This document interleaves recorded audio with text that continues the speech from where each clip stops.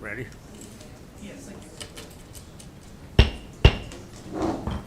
Call the July meeting of the Area Plan Commission to order. Can I have roll call, please? Paul Olson. Here. Brian Baker. Kevin Beaver. Deborah Carter. Terry Clark. Mark Lincoln. Here. John Collette. Here. Norm Furberman. Here. Don Fall. Here. John Hanlon. Here. Marcus Mauer. Here. Debbie May. Here. Amanda Thompson. Here. William Verdine. Here. Here we do have a quorum. Can I ask everyone to stand for the Pledge of Allegiance, please?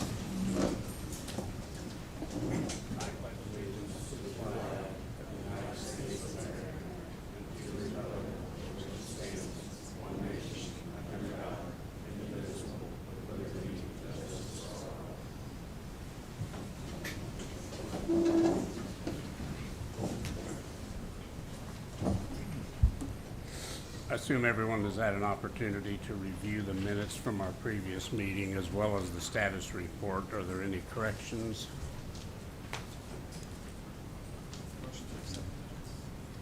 Second. Those in favor? Aye. Motion passes.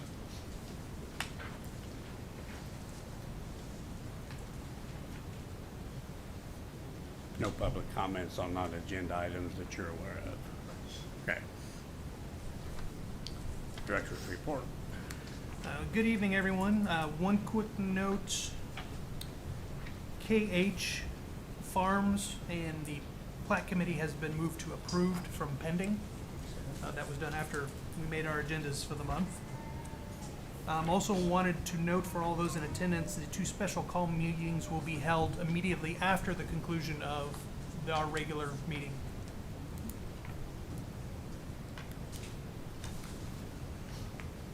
That's all you got? Yeah. Sydney? Not much. I will have my ASFPM report for you guys next month. Okay, any questions for the director or assistant director from the Plan Commission? Not, I'll entertain a motion. Second. Those in favor? Aye. Motion passes.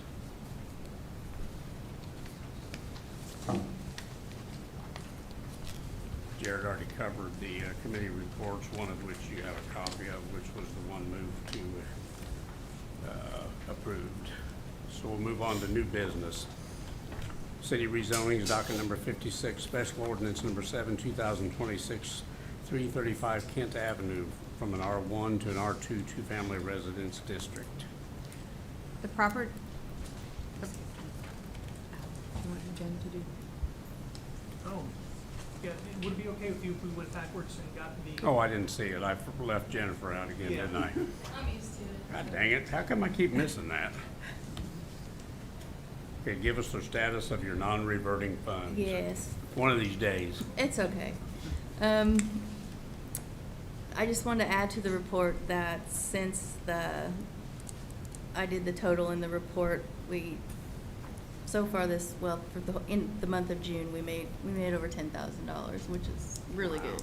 Yeah. Now, I'm still working on some sort of format to do my report, so it's still a work in progress. But that's it. So what would we have, like right now, from did we establish it in January? Or May May? 1st. Oh, so we just started, okay. Next month, I'm gonna probably do like a quarterly Quarterly recap report. for you Okay. guys. Okay, thank you. You're welcome. Now we'll move on to our first agenda item. The property owner is Benjamin Evinger. Proposed use is a duplex development. Proposed zoning is R2 two-family residence district. Current zoning is R1 single-family residence district. It is located at 335 Kent Avenue in Terre Haute.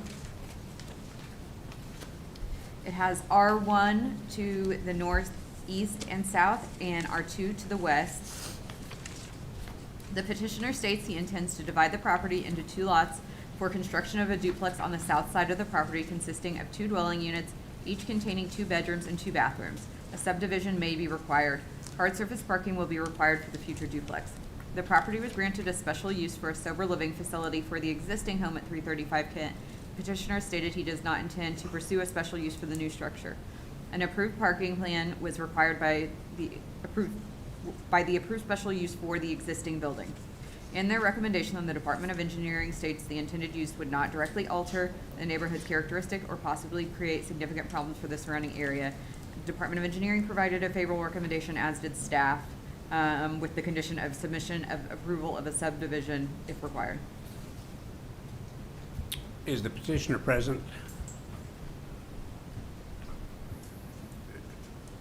No one here speaking for this petition.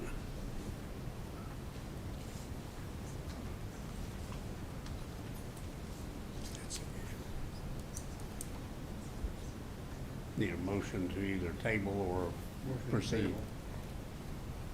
Got a motion to table on the floor. Second. Those in favor? Aye. Motion is tabled.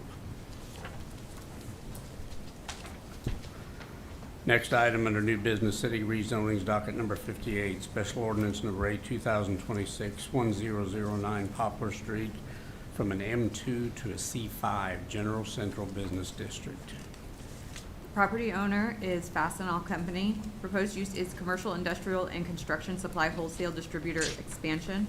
Proposed zoning is C5 General Central Business District. Current zoning is M2 Heavy Industry District. It's located at 1009 Poplar Street. There is C2 and M1 to the north, M2 to the east, C5 to the south, and M2 to the west. The petitioners are requesting to rezone the property from M2 Heavy Industrial District to C5 General Central Business District to allow for a commercial/industrial and construction supply wholesale distributor. The current M2 zoning does not allow for wholesale supply distributors. The area is predominantly manufacturing and commercially zoned.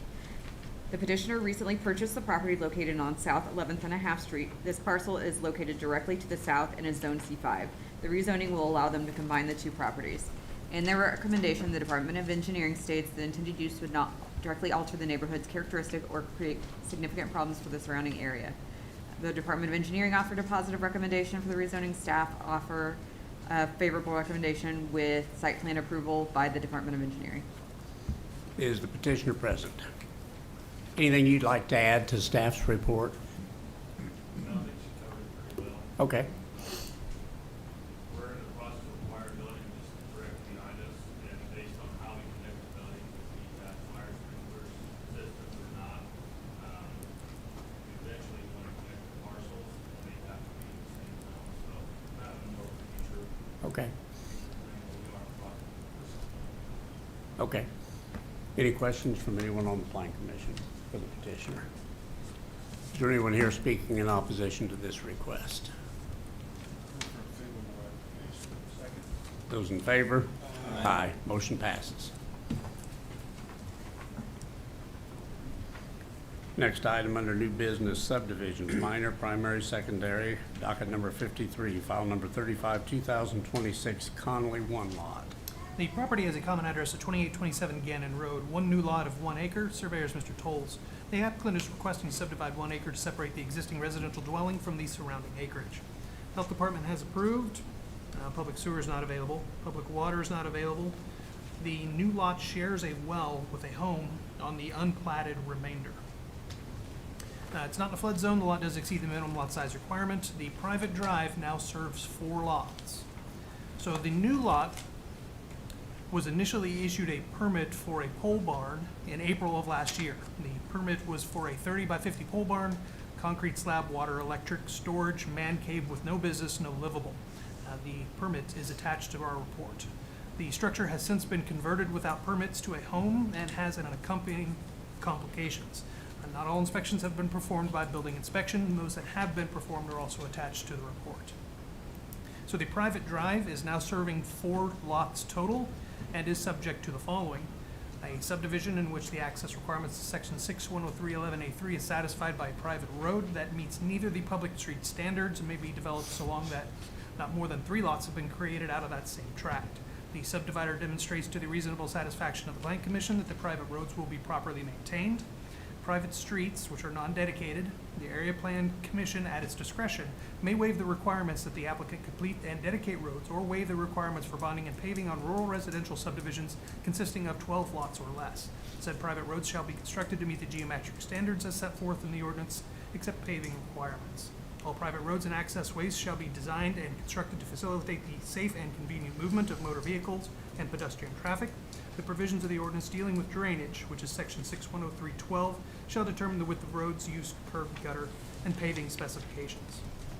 All new streets, public or private, again, non-dedicated, within a subdivision shall be designed to meet the geometric standards as set forth elsewhere in the ordinance, and the construction of streets shall equal or exceed the minimum requirements set forth within the ordinance. So the applicant is currently using an address of 2828 Gannon Road. This is not a valid address and was never assigned to the home on the new lot.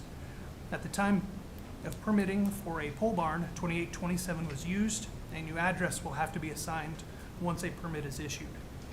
The plat, if approved for primary and secondary, does need to be recorded within 90 days. At this time, staff's only comfortable offering a favorable on the primary because the following are still needed: building inspection approval of the residential conversion, county engineering approval for the private street design, APC approval of a road maintenance agreement, any and all necessary permits, as well as the issuance of a valid 911 address. Okay. Is the petitioner present?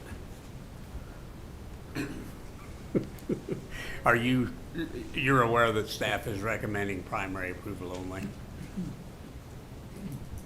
And you're okay with that? It looks like there's a lot of work to do.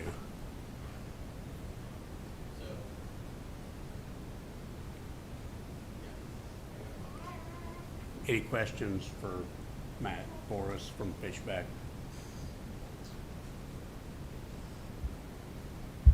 I thought you could only build three lots, but now, on private drive, Maximum of 3, yes. And this will be 4. when the construction violations work. It is, they will have to improve the private drive to county road standards for those lots above 3 that are served by the private now street.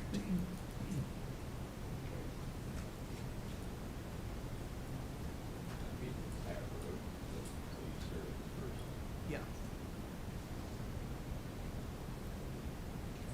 Any other questions from anyone on the Plan Commission? Is there anybody here that would like to speak to this issue?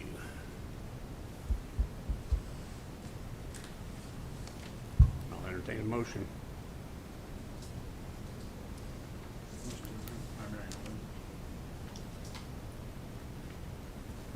Second. Those in favor? Aye. Any opposed?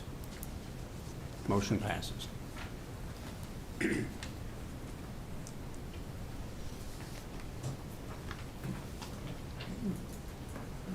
Next item under new business, subdivisions, major primary, secondary, docket number 50, file number 32, 2026, Southern Acres, East Phase 3.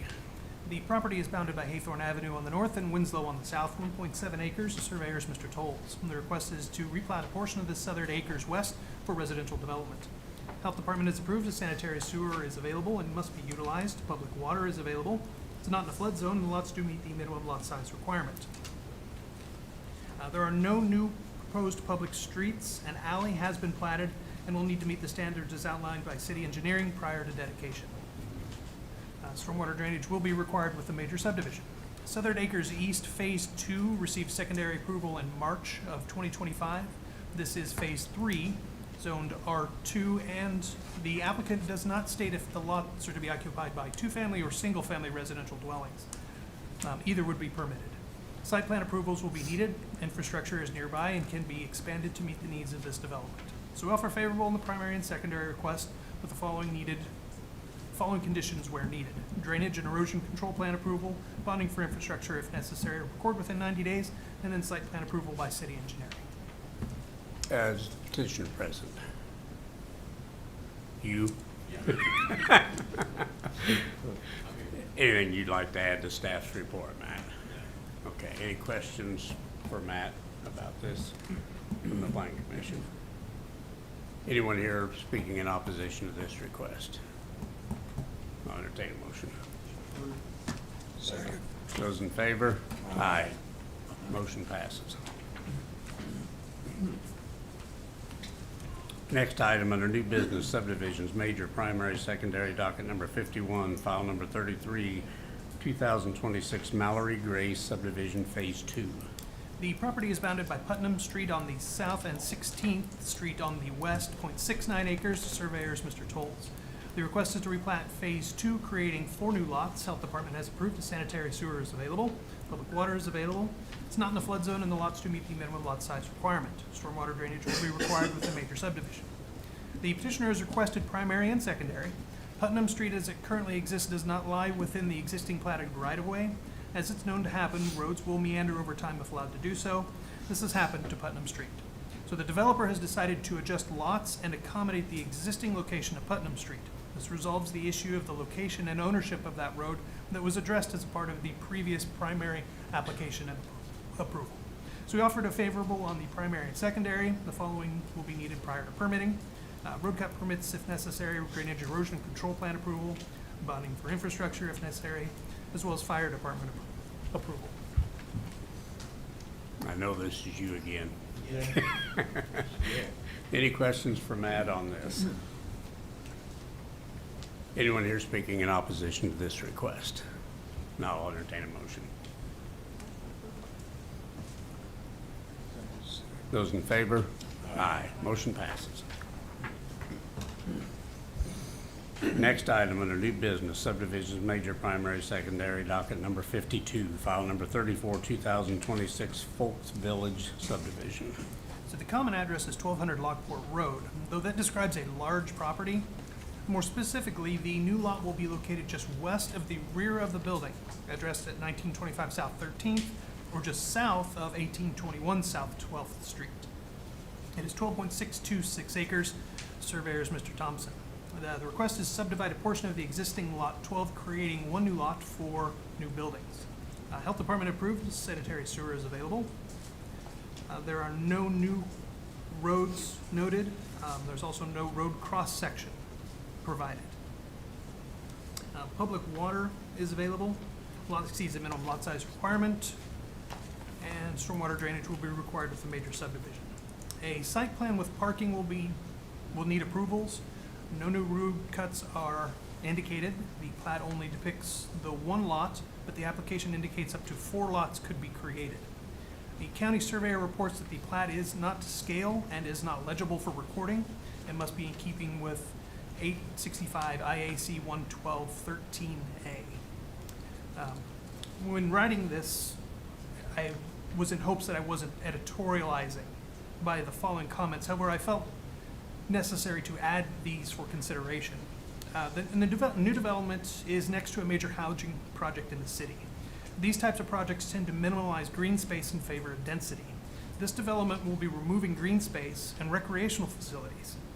Open spaces for recreation are beneficial for those residents who may not be able to afford recreation elsewhere or do not have the means to travel to other recreation areas. Quality of life for these residents should be weighed against the needs for additional housing and loss of quality of life enhancements. Staff is willing to offer a favorable on the primary plat, but believes further site plan development is needed prior to secondary approval. So we offered a favorable on the primary plat with the following needed for secondary approval.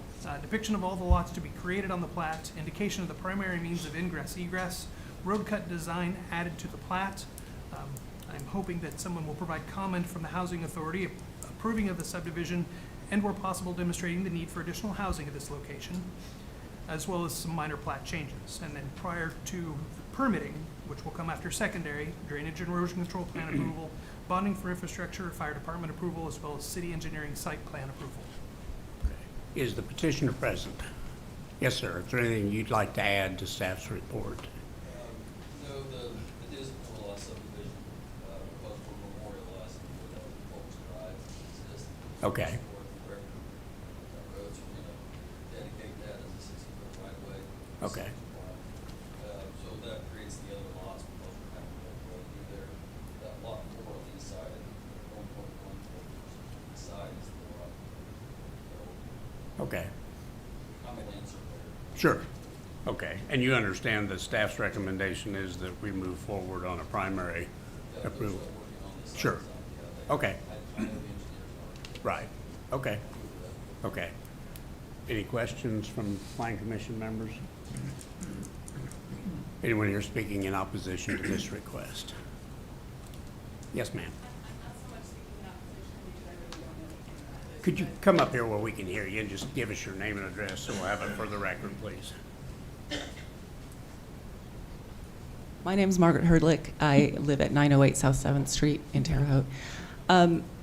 I'm just wondering if, when I hear that green space is going to be removed and areas for possibly young children and families to recreate, I'm wondering how those neighbors have been informed about this, or if they have, and if any input has been gathered from them, because that seems like a pretty big concern, especially if those are people without access to transportation to get to those kinds of areas. So- Okay. To her point, Mr. President, the individual residents of that development would not receive notification because we would send it only to the property owner, which would be the housing authority. Sure, So those people don't know it's coming. okay, Unless housing authority notified them, yes. right. But so I'm clear, the green space you're talking about that is being taken away is owned by the developer? Yes. And the housing authority residents may very well have been utilizing it, Correct. but it's not theirs. Yeah, I just want to be clear. Yeah. Okay. Anyone else? So is the developer working for the housing authority? Housing authority is the owner? I don't know that relationship. The housing authority owns the property. Mayor, do you know more about this? Good evening, President Hanley and members of the City Council. Oh, I apologize. I think I'm used to my Thursday meetings. Hey, folks, so what we got going on here, Terre Haute Housing Authority, right? They work with the state and the IHCDA for additional dollars and tax credits to expand or renovate current Terre Haute Housing Authority projects. Great examples like the renovation going on at the Honey Creek Apartments, Garfield Towers, Dreiser Square, those style properties. What we have here is Terre Haute Housing Authority owns fairly limited property where they can develop. And what they want to do is where Folks is at, which desperately does need some road paving, and Terre Haute Housing Authority knows that and owns that. They're adding some units there that they own, and they decided to stay within their footprint. So also in that area, there is transportation service from the Terre Haute Transportation Department, which does offer free public transportation, as well as you have Sarah Scott Middle School, kind of think about that Lockport area. And again, this is within their current footprint. If there are conversations about green space and recreation, I would recommend that those comments go to the developer and Terre Haute Housing Authority, because there is a playground there already at that location. And maybe a conversation of expanding or upgrading that would be kind of better use of saying, hey, can you upgrade the facilities that you have at your current property? Does that answer everything? Sure. Thank you. Yep, thank you. Anyone else like to speak to this issue? Not, I'll entertain a motion. Motion to approve primary. Second. Those in favor? Aye. Motion passes. Next item under new business subdivisions, major primary secondary, docket number 54, file number 36, 2026, replat of lot 69 and 70 and 16 feet off north side of lot 68 in Owen C. Pierce's Idlewood Park subdivision. So the property has a common address of 2312 South 10th and a half Street. It's .32 acres. The surveyor is Mr. Keller. Request is to replat 3 lots, creating 2 new lots for residential development. Health Department has approved a sanitary sewer is available, public water is available. It's not in a flood zone. The lots do exceed the minimum lot size requirement. No public street. Stormwater drainage typically required with major subdivisions. The setbacks on the plat are more restrictive than required, depicted as 25 feet in the rear. The minimum is 11 feet from the center of the alley. The developer may elect to be more restrictive. GIS imaging depicts a pool that is on lot 70. That pool appears to have been removed. This is a major subdivision due to the number of lots created from the parent tract over time. Due to the size and intended use of the property, staff would request a waiver of the major subdivision rules in favor of the minor subdivision rules. Staff's of the opinion that addition of a new residence or even two at this location would not serve to overburden the local infrastructure, and the plat will need to be recorded in 90 days. We offer a favorable on the primary and secondary. Is the petitioner present? Yes, sir. Anything you'd like to add to staff's report? Any questions from the Plan Commission for the petitioner? Anyone else present like to speak to this issue? Now I'll entertain a motion. So move for approval. Those in favor? Aye. Motion passes. Next item under new business, county rezonings, docket number 55, UZO number 11, 2026 9116 US Highway 40 from an RS to an R3 multifamily residential district. As stated, the common address is 9116 East US Highway 40. The property owner, Iron Sharp Properties, currently owns the property zoned RS Single Family Residential and would like to rezone it to R2 Two-Family Residential for the construction of 4 duplexes. This area is a medium intensity residential area and has been identified primarily as suburban residential. Uses surrounding are to the west, east, and north are S. West also has A1 and south has C1. The property currently consists of an older mobile home and a detached garage. The petitioner proposes to remove these existing structures in order to redevelop the site with 4 duplex buildings. Each duplex will measure approximately 26 by 40 feet, resulting in individual dwelling units being approximately 520 square feet. Each unit is proposed to contain 1 bedroom and 1 bathroom. Approximately 1/2 block from this property are 2 existing duplexes located along an alley and accessed from North Baker Street. These duplexes are considered legal non-conforming uses as they were established prior to the adoption of the current unified zoning ordinance and therefore do not establish precedents for new development that does not comply with current standards. The petitioner proposes a total of 16 parking spaces on the property. Based on the ordinance requirement for 2-family dwellings, are 2 parking spaces per dwelling unit for the first 50 units. The proposal requires a minimum of 16 parking spaces for the 8 dwelling units. The proposed parking supply will meet the minimum requirement. The petitioner did request 2 variances, one 40 feet from the 60-foot front yard setback from East US Highway 40, and 2, a 180-foot reduction from the required 700 feet of livable space in a 2-family residential, or R2, as set forth in section 1103 E4H1 of the UZO for Vigo County. Staff's of the opinion that given the recommendation for densities at this location and considering guidance for growth and development of this area in Vigo County, and R2 zoning would be a good fit. The developer will have sufficient space and resources to develop that location. So we offered a favorable recommendation for the rezoning request with the following still needed. Board of Zoning Appeals approval for the 2 variances, and a subdivision will need to be submitted and approved for the 4 lots. Is the petitioner present? Anything you'd like to add to staff's report? Any questions from the Plan Commission for the petitioner? Anyone here like to speak to this issue? Now I'll entertain a motion. You, go ahead, come on up, and if you got something, come up and give us your name and address. Jerry Jenkins, 4993 West State Road 340. I own the property directly to the west. A few questions. You've given us a positive approval. Where are we going to drain the storm water to? Is this going to be impervious driveways? Is it going to be blacktop? How's it all going to fit in there? Pretty tight. I'd like to know how they're gonna get 4 duplexes in that little bitty area. I would too.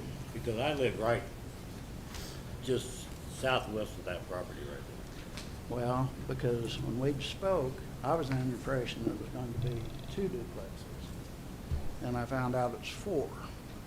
there. I could see 2 duplexes in there, but 4 Well, that- I could they're gonna be- probably- I They could- look like little bitty garages anyway. Well, they'd be pretty tight. And my concern is I've had water problems with drainage there. Oh, yeah. Now, they're working on the sewers out there to the north. It's my understanding they're about a block and a half short of 40. So where the water would go, I don't know. But if there's, what'd you say, 16 parking spots? Okay, is this going to be permeable white rock? Going to be blacktop? Where's the water going to go? You've got all these bathrooms and stuff. I've had issues with the water lines down there. Will it support it? Will sewers support it? We're wanting to change this, but it seems like there's some infrastructure that needs to be addressed here. Anybody? You go?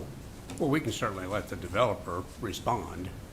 I mean, I can tell you that from a drainage standpoint, any development has to take care of its own water. They can't discharge water that's not already being discharged, so there can't be an increase in drainage.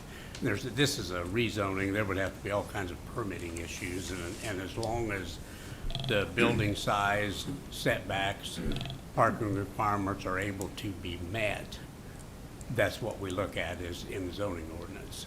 Okay, how about your elevations? The elevations have to exceed floodplain elevations. All of that would be prior to building permits. Okay, so is it possible that this could be raised up higher than the road and drain across the road? No, they have to develop and contain their own water. Okay. And because I've talked to some of the neighbors, and they have basically the same concerns that I do. Sure. And I guess I don't understand some of your zoning stuff, is what I was told. It was going to go from a single dwelling, or the way I understand it, to a two-family. Well, to me, this is 8 because you've got 4 duplexes with 2 each one, and if everybody's got a car, that's a lot of parking, and like I said, it seems like a pretty tight lot for all that. So is it possible that there could be maybe something detailed out in the future of just what the plans are? Well, I believe all that would have to be done before any building permits are issued. This is just allowing multifamily or more than one residence. That's what changing it to R2 would be. Go ahead. Okay, because in this, it's saying an R3, Or is it R3? I didn't. because I've got paperwork that says an R2. It says R2. So you're absolutely right, though. An R2 allows for a two-family dwelling. And right now, it's 1 lot, is that correct? Yes. So if this were to go through tonight, 1 single-family dwelling, or 1 two-family dwelling could be built. And the recommendations from staff, they also recommend a subdivision. Right. So they Well- have to come back to us and say, here are our 4 lots that meet minimum lot size standards, and on the subdivisions, there's some additional things that get looked at. There's the sewer reviews in that, so that's when you're gonna find out, do we have the sewer capacity for the 4 duplexes? The water reviews in there. Those are items that get reviewed for subdivision, not the zoning. Okay, another issue is the width of the road out there. I'm on the Vigo County side of that road, and Mr. Folk, you may know a little more about the way this works. Stop 18 is a Sealyville Township road, or in their jurisdiction. I've been there since '85. The last time they widened it to the west, which when they did that, I called them on it, and they said we shouldn't have ever done that. So if that road ever to be widened, it needs to be widened to the east. So that would be toward where they're building this. I think that needs to be taken into consideration. But I don't, for the county, I can't speak directly to that, but transportation roadways is also a recommendation that comes with the subdivision, not the zoning. So tonight, we're hearing, can this have an R2 built on each lot? And right now, there's only 1 lot. Right. When the lot consideration comes back, those are all items we heard. Well, and the other thing, I'd kind of look for dimensions, so I went and pulled a deed on it. It doesn't have dimensions that I can really understand. Now, I rough measured it, and it's basically 100 by 200 lot. Is that about right? Okay, so That's what we're trying to fit in here. Another thing is, the front porch of my house sticks out further than anything else down through there. That's 57 feet 10 inches off of Highway 40. Now, we're talking about reducing that 60 by 40 feet. So that would put it within 20 feet of 40. Is that correct?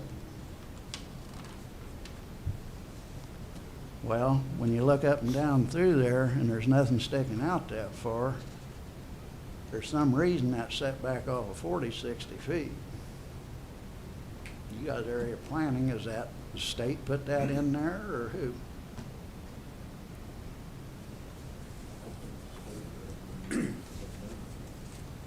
It's gonna be based on, Arterial road. it's gonna be based on county zoning ordinance, and I think if I'm not mistaken, county zoning ordinance measures from the property line, not the curb, so, probably got about 10 feet of right of way before you can measure. Without knowing exactly what the property line is. Okay, but this variance that they're talking about, am I looking at that correct, that it's 40 off the 60 setback? Because that would be from the edge of the 40.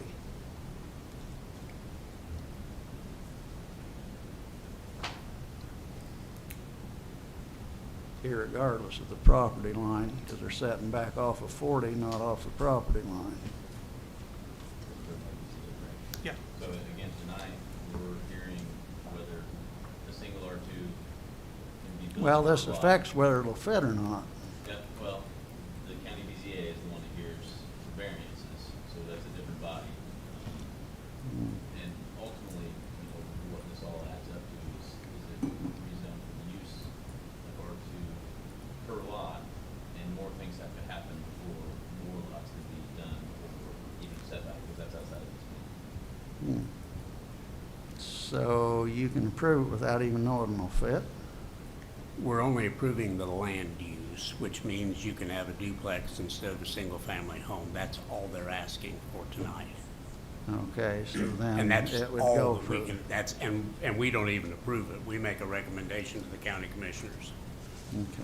This case would be the town board of CVille. or the town board of And Cedarville again, yeah, The yeah. town board of Sevierville, which I'm a member of, will have to approve it also. Okay, making And our address meeting that. is, the second Tuesday of this month, Okay, all righty. okay? So I guess So there's make four- sure you're there. I will. There's four, we're not approving something or making a recommendation of something that can or can't be done. There's 4 steps that have to happen before this can happen. It has to get approved, a recommendation from this board, to go to the town board. The BZA has to hear the variances and has to come back to a subdivision. For subdivision, So, right. we wouldn't be making a recommendation on something we know can or can't be done. We would be one step along the way. Okay, all right. I can get what you got. Okay. Anyone else? I'll entertain a motion. Move for favorable recommendation. Second. Those in favor? Aye. Aye. Any opposed? Yes. Record shows that there's one opposed. A reminder that I will entertain a motion to adjourn, and then we'll immediately call 2 separate meetings to order. We will suspend with 2 more roll calls and 2 more quorum calculations, and let the record stipulate that the roll call is the same as our normal July meeting, and that the quorum determination has been met. So I'll entertain a motion to adjourn our regular July meeting. So moved. In favor? We are adjourned. I'll call the first special call meeting to order of the Area Plan Commission and turn it over to the Executive Director for discussion. Good evening, good evening again. Yes, just a habit at this point. In keeping with Section 25 Indiana Code 3674.3, increasing housing development, the Area Plan Commission must not later than January 1st of 2027 conduct a public hearing to review, they state the UDO, in this case, it is section 10 of the city zoning ordinance, and any zoning regulations and land development rules with the goal of increasing housing development. Items on our agenda must be considered in that meeting. So not later than January 21st, 2027, the unit shall submit a report then to the Executive Director of the Legislative Services Agency by electronic means that contains the following: any new developed or amended Section 10 ordinance as a result of the review under Section 3 of that chapter. The unit must provide a written description of the ways in which the Section 10 was changed to support to increase housing development by using some or all of the factors set forth in Sector 3 of this chapter. And those items are outlined in our agenda.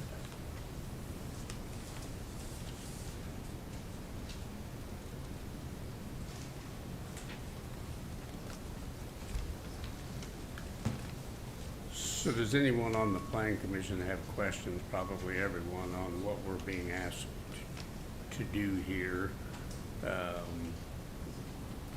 We're required to review our current UZO to see if we believe that we are on the right path, or if we should be looking at maybe updating that in order to meet some of the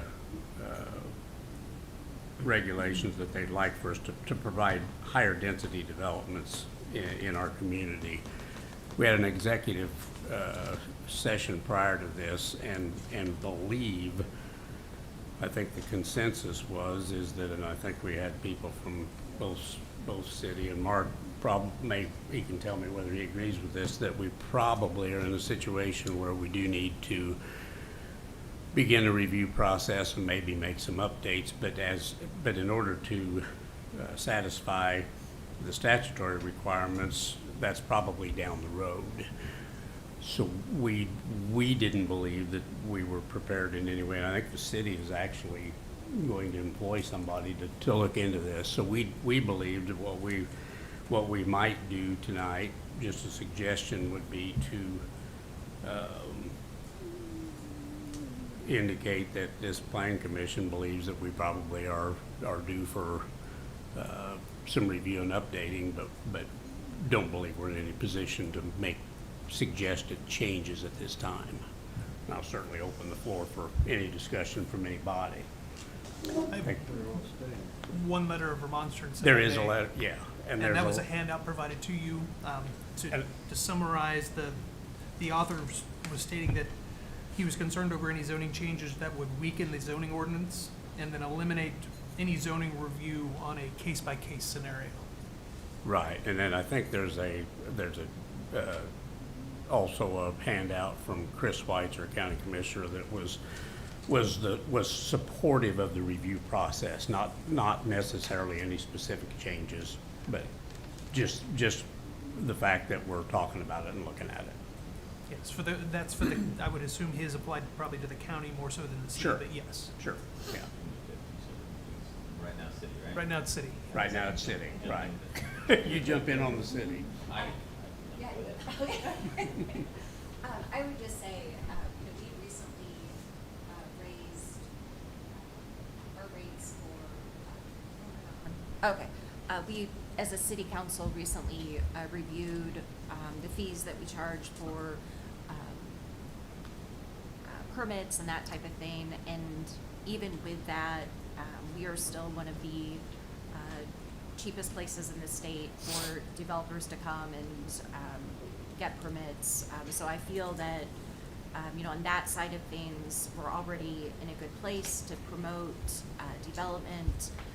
Then in terms of our zoning, again, comparing ourselves to other cities, I don't see our current zoning as being overly restrictive in a way that would discourage development. I think the city has done a lot of work actually to encourage new housing, to fulfill the needs that were brought to our attention as part of the research that was conducted by, I'm drawing a blank,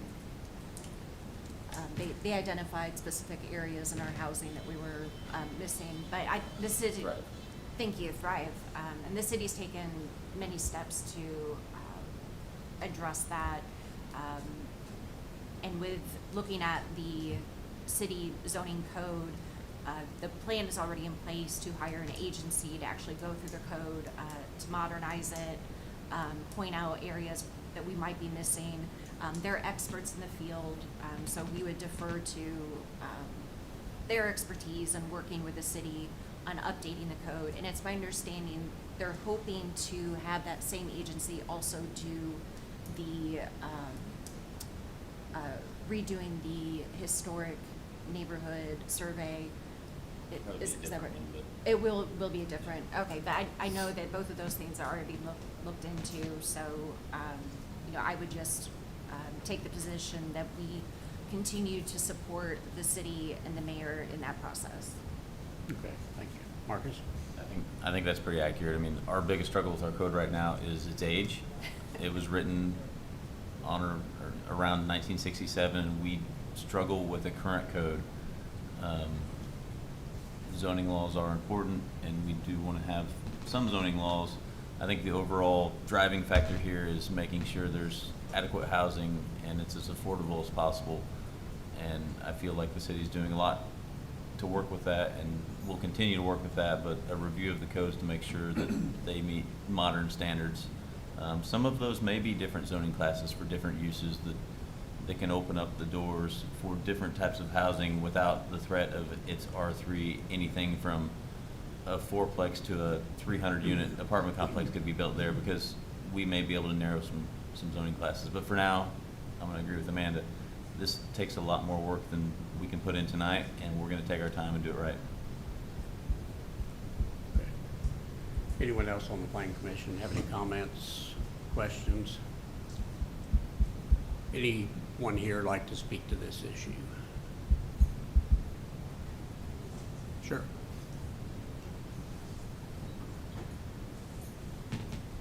My name is Carrie Youssef, and I live in Terre Haute, South 5th Street. And I appreciate the chance for the public to attend the meeting and the notification that it was occurring, and for us to address any concerns. I have a lot of questions about the list of 1 through 9 that were on the published agenda, but my main concern is sort of at a macro level. First, I understand the legislative context, but I'm wondering, Vigo County has a comprehensive plan that was put together by Thrive. It dates from 2025, and I'm wondering if the proposals listed in tonight's agenda are related to the comprehensive plan, if you started in the comprehensive plan to come up with these recommendations. If not, why? And if yes, can you walk the public through the link between your recommendations and the comprehensive plan? Second, my question, is there data available that justifies the need, other than legislative, for these specific revisions? Is the permit process, for example, you mentioned slowing things down, okay, how many permits have been delayed? What's the average time to permit? What about zoning appeals? How many appeals are denied by this or any other governing body? And the same question can be asked of variances. How many variances are not approved by BZA? My experience before you and BZA over the last 10 years suggests that over 90% of zoning appeals and variances are approved by the county. In fact, tonight there were 8 items on the agenda, 1 was tabled and 7 were approved. In addition, I would ask, is there any current data for the repeated need for housing? The West Central Indiana Housing Analysis dates from 2022. Where is an occupancy report? Are there any follow-up numbers on the last 6 years, as Councilperson Thompson said, of the city's building? Moreover, one of the key findings from the housing analysis, and this is finding number 2, was actually not to build, but to improve the quality of the existing housing. And I cite, quote, furthermore, rehabilitating existing housing units offers the best opportunity for increasing the stock of affordable quality housing, end quote. And interestingly, one of the recommendations under finding number 2 in the Thrive housing analysis is code enforcement, which is contrary to the 9 recommendations being made, according according to the agenda, as tonight's proposals center on, quote, waiving or eliminating regulations. And finally, the proposed revision to the county code are based on the premise that developers, builders, real estate speculators, and landlords need a code that serves them, a code that's streamlined, and I'm quoting from the suggestions, it's shortened, or under proposal number 8 and 9, a code that gives tax breaks and or land in the form of a public donation. This same premise assumes that if we make things easier for developers, they will do the right thing for the public good. Maybe, right? But you could drive through many neighborhoods in Terre Haute, and those neighborhoods suggest otherwise. Developers, builders, real estate speculators, and landlords are private businesses, and their goal is to maximize profits. The code, in its very existence, serves as a guardrail to ensure that profits do not trump public interest. And in the case of housing, quality of life, which was mentioned during many of the dockets tonight. There is a reason, for example, the code stipulates the size and quantity of trash cans, right? It keeps homes, apartments, alleys clean. It protects from rodents and insect infestation, in addition to the actual aesthetic reward of a clean neighborhood. So as you consider your legislative mandate to the county to review and possibly make changes to the county code, I encourage you to return to the county's own comprehensive plan from 2025.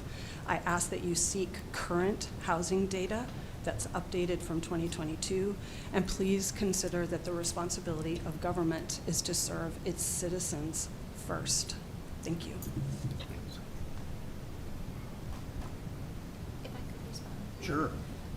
It's my understanding that, and I had the same concern when I saw the agenda come out, but it's my understanding the language that's in the agenda came straight from the state as part of the bill or the legislation that was passed requiring us to have this meeting.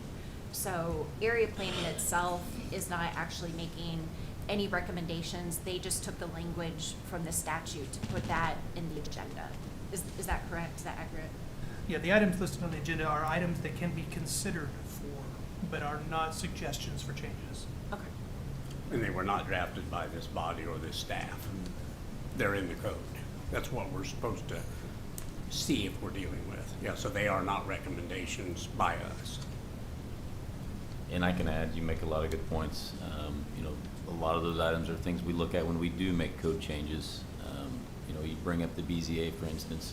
There are changes that we're looking at on those because there are some instances while we enforce the code exactly as the code is written, and we send things to the BZA that are slam dunks, which, you know, is part of the reason that they see so many positives.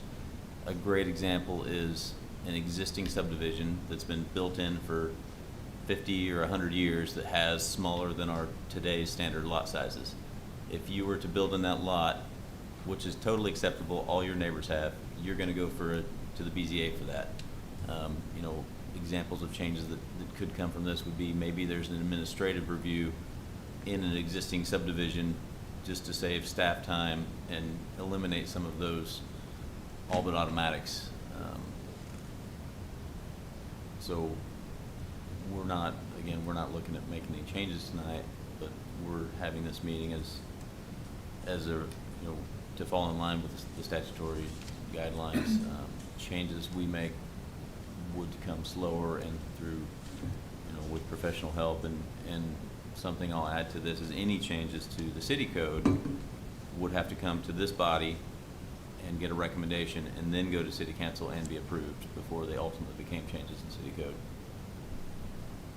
And we would intend to follow that exact process with any potential changes. Any other comments?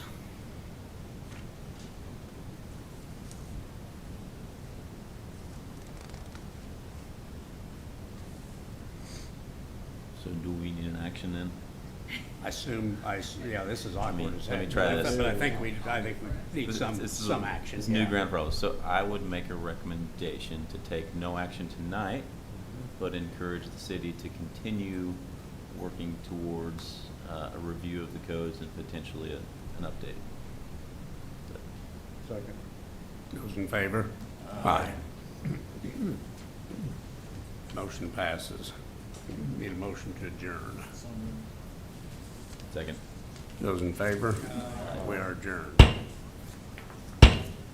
Call the second special meeting of the Area Plan Commission to order and turn it over to the Executive Director. All right, just like before, in keeping with Section 25, Indiana Code 36743, increasing housing development, the Area Plan Commission must not later than January 1st, 2027, conduct a public hearing to review, they say UDO, in this case it is the Unified Zoning Ordinance for Vigo County, or UZO, and any zoning regulations and land development rules with the goal of increasing housing development.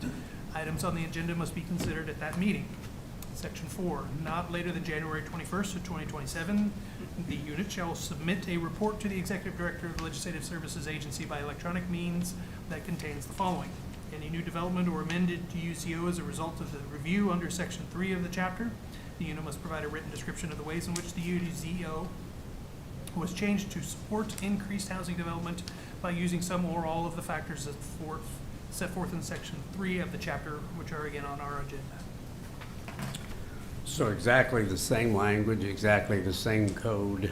This deals with the county instead of the city. So I would invite any comments from our county commissioner. Yes, I would concur with Marcus on the same thing for the county, something that we definitely should look at, but at this time, I don't believe we need to take any action tonight.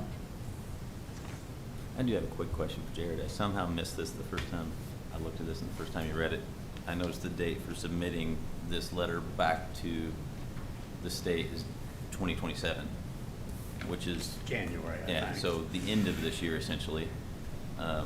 So I guess I don't foresee we've got a big, if we make those changes to Chapter 10, that's a big project. I wouldn't foresee that coming to fruition prior to January of 27, and same if the county did something Right. and did something major. It's a process that we need to take the time to do the right thing. But if something did happen prior to then, we may have some action to revisit, I guess is what I'm getting at. It may not matter. Sure. Anyone here like to speak to this, the same exact thing in county zoning code instead of the city? Go ahead.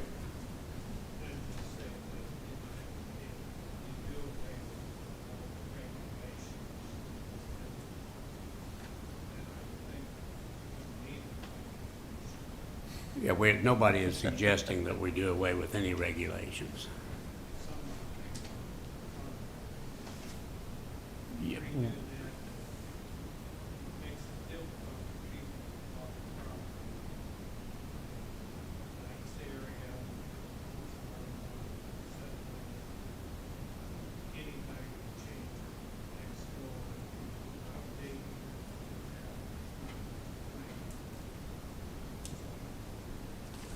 Yeah, we are not doing that. That's not even being suggested. Okay.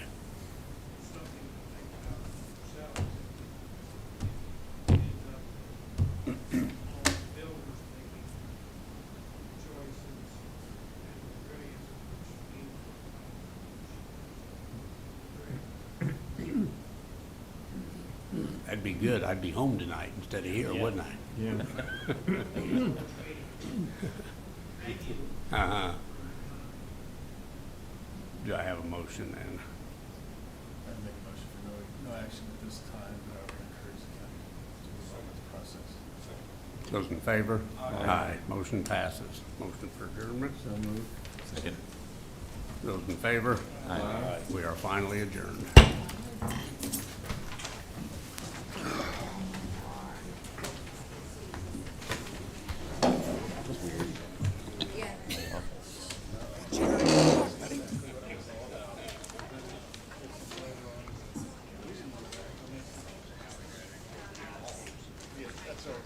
I got you that information.